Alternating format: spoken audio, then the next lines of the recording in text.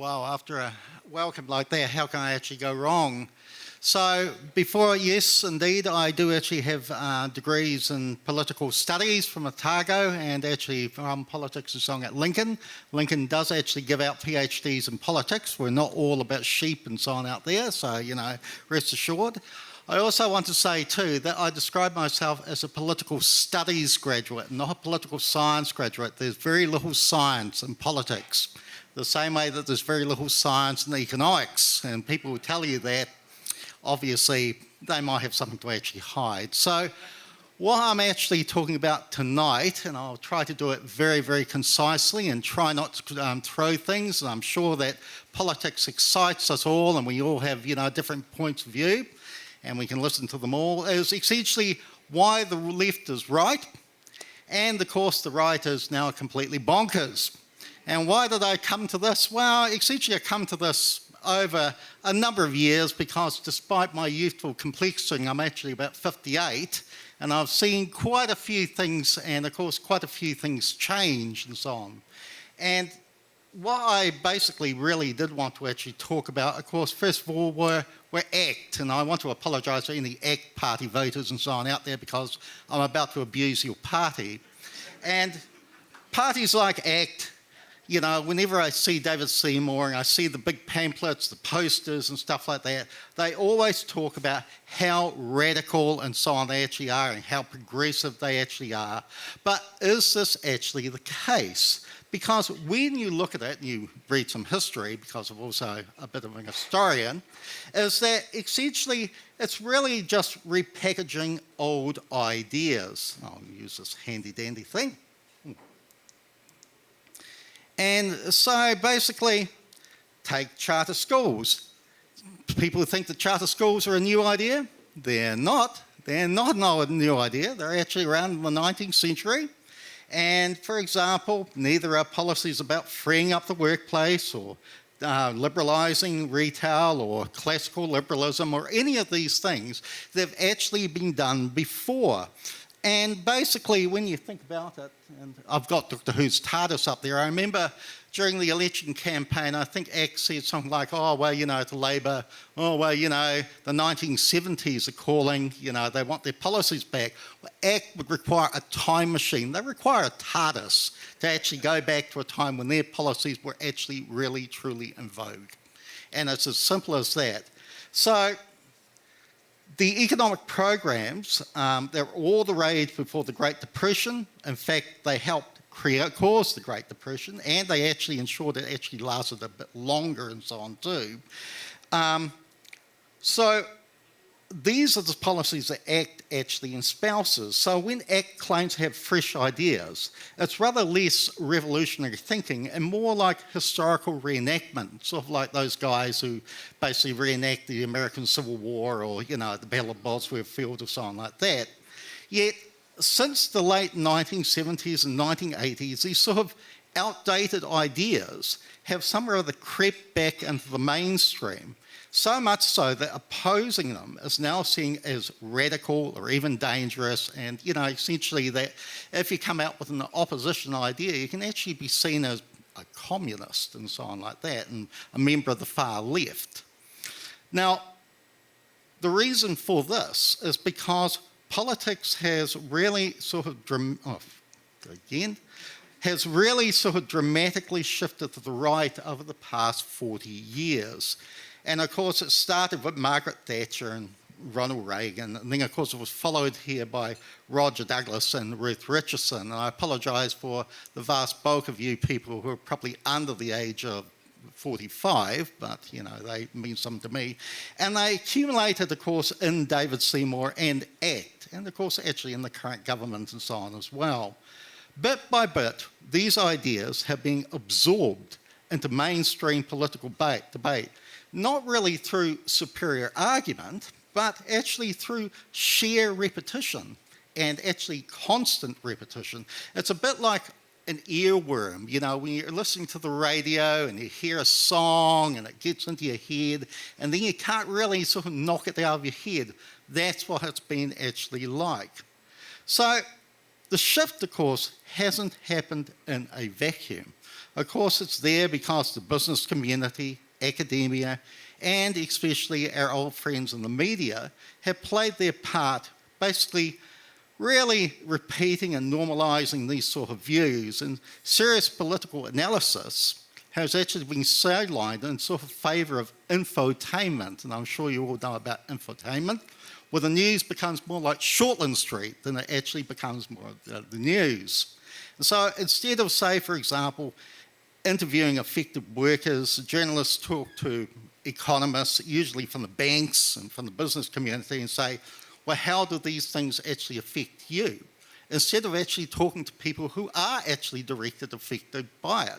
And as a recourse, I sort of remember when I was a much younger person with here, that basically on television, for example, they used to go to political party conferences and they'd interview people at these conferences at the end of the night. So, that was the idea, that essentially people became more aware of what the parties actually stood for. You don't do that now because it's not good television.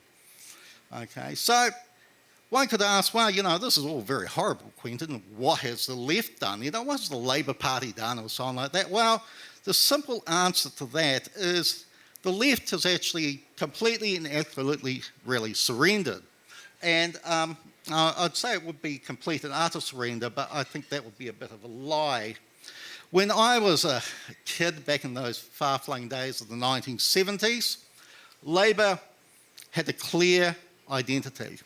And, people remember it was then basically, the leader was Norman Kirk, and then later on Bill Rowling, when I became interested in politics back in 1982.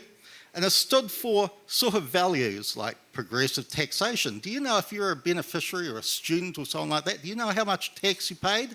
Nothing. No tax at all.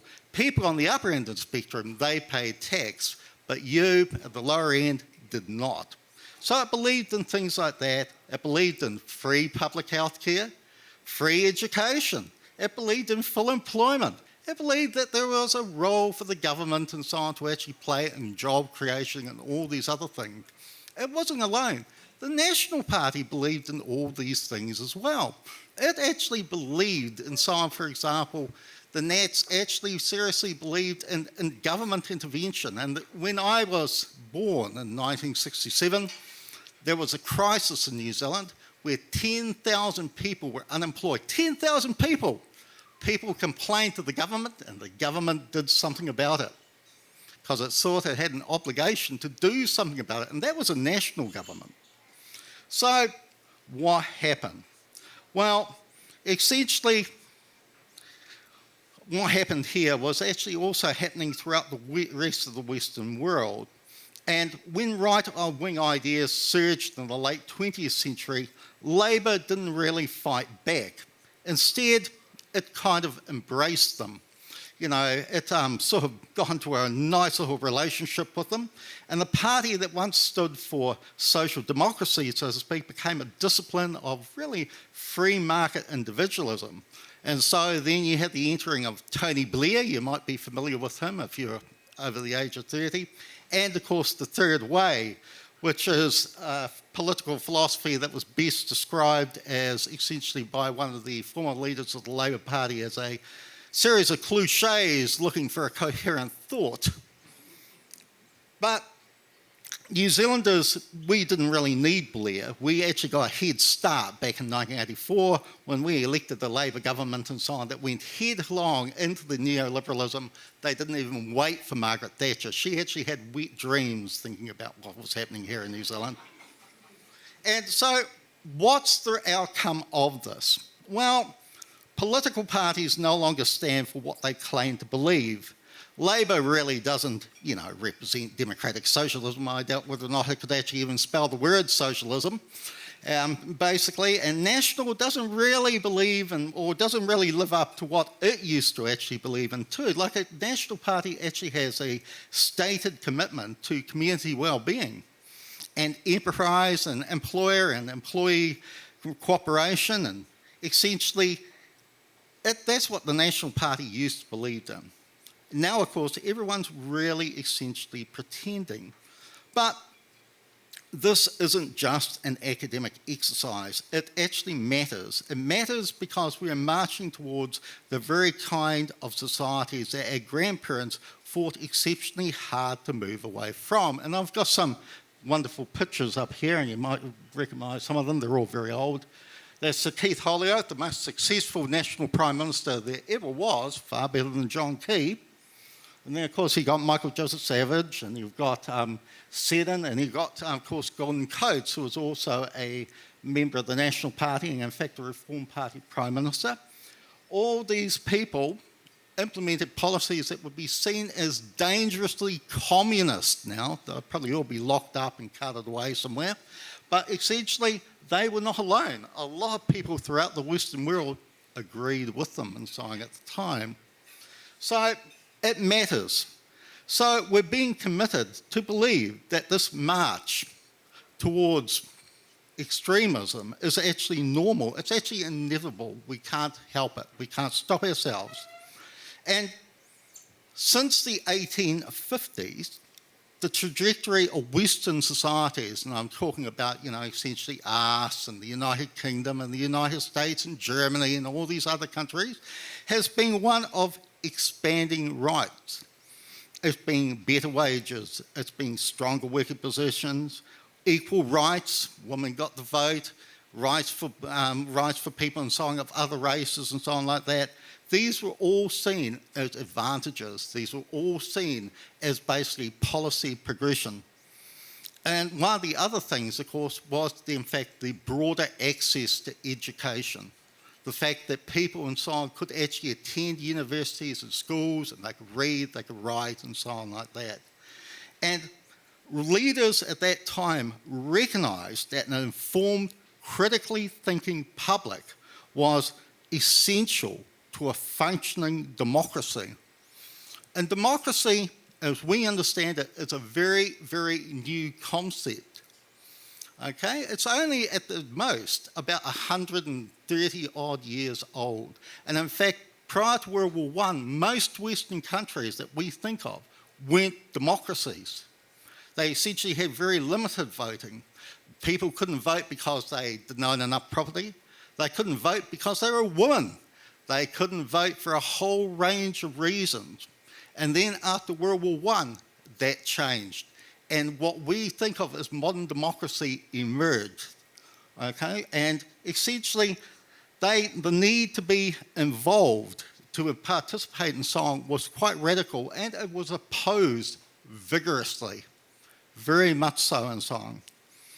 But as I said, then there was, and essentially, we went away from sort of this idea that feudal lords or indeed factory owners determined our outcomes, and essentially away to one where we could actually determine our own outcomes. And we've got my friend here, Goldie, the Goldfish and so on here. And essentially people seem to be forgetting this. And if we fast forward to today, we are poorer. We're poorer economically, intellectually and democratically. Each successive generation is worse off than the one before it. We have more access to information now than ever before. So we all look at our phones, we can all go online, we can all get this information, okay? But we lack the critical thinking to actually be able to process it. We doom scroll through endless headlines, and yet we struggle to engage thoughtfully with ourselves and with our politics. And what happens then is we're to a democracy when people stop believing that they can actually influence it. They disengage.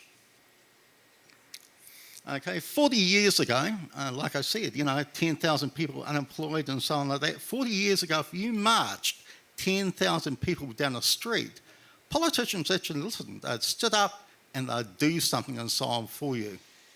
Now you march 40,000 people down the street and it's, who cares? So what? That happens and so on all the time.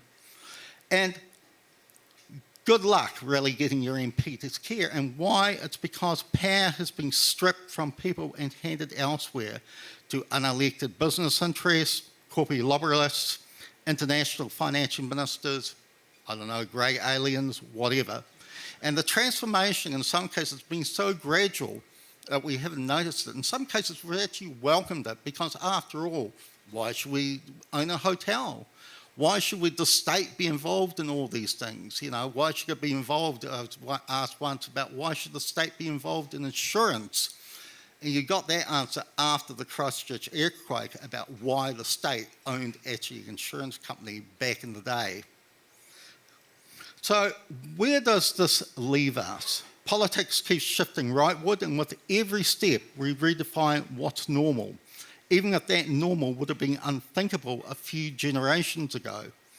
Our ancestors fought to escape societies dominated by extreme inequality, unchecked corporate power and political disenfranchisement.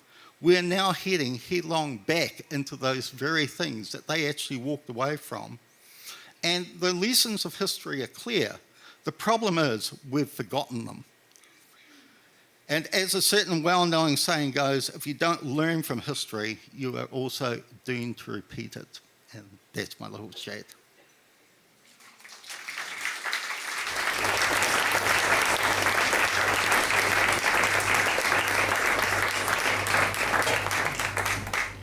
Thank you so much. We'll take some questions now. Oh, I didn't organize the mic, so speak up or I'm going to get a mic. But if people in the front have questions for now, you can ask them.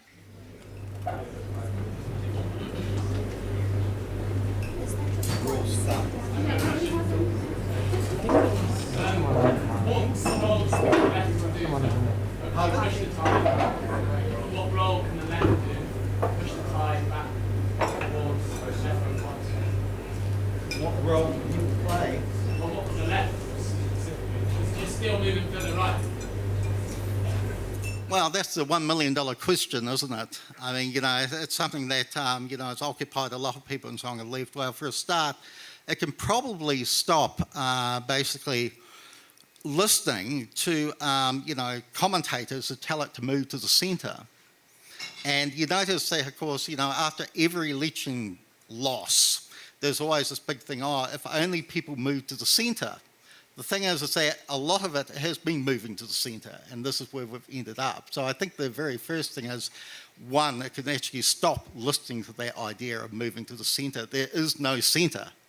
You know, it's become a useless term.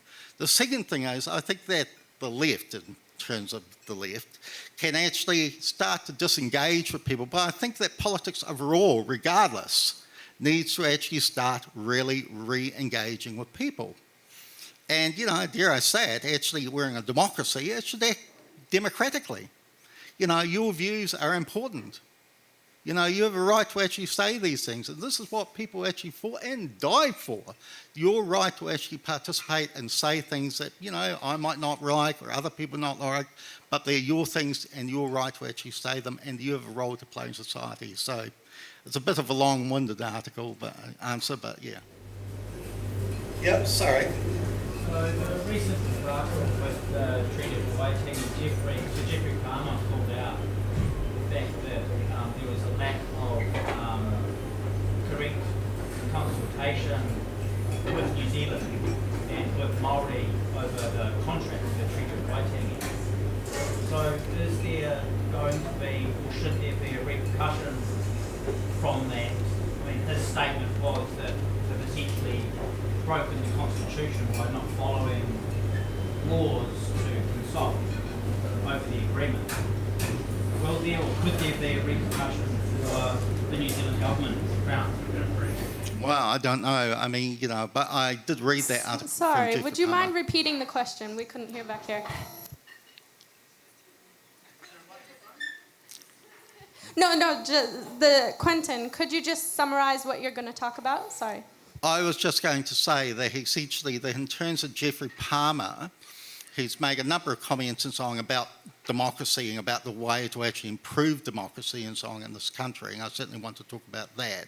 But I mean, in terms of essentially the Treaty of Waitangi and so on itself and, you know, the engagement, I mean, I don't know. I mean, I certainly don't think that, you know, essentially the current suggestion to actually have a select committee that's, of course, basically going to vote against this and so on is not the way to proceed. I mean, all I will say is that essentially that the treaty has been, a lot of the things that we take for granted have been carefully worked out over the past 50 years, debated and discussed and so on like this. The current, or rather the proposed legislation would turn that on its head. And I don't think that's how do I put this, a very bright thing to do given the situation. We have one question back here. Yeah, hey, thanks. Super interesting. A lot of what you're talking about is quite big picture about what's happening. What would you suggest each one of us actually does as an action? How can you get individuals more engaged in this? Because I think a lot of it's actually about making us all care enough to make some noise or do something different. Well, I think that,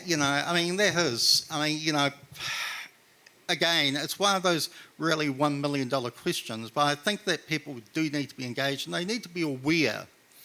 I think that, you need to stop doom scrolling and so on for a start, and I do it myself, things are bad. But it's about, how you actually go about, trying to change this and so on too. I think having an awareness in what actually happens, is a very good start. Becoming aware and engaging and so on with various things in councils and writing proposals and stuff like this. But I think actually at the very barest limit, take an interest, have an opinion, state your opinion. I think that you can actually start as basically as that. I would say stop watching Shortland Street, but you shouldn't go that far.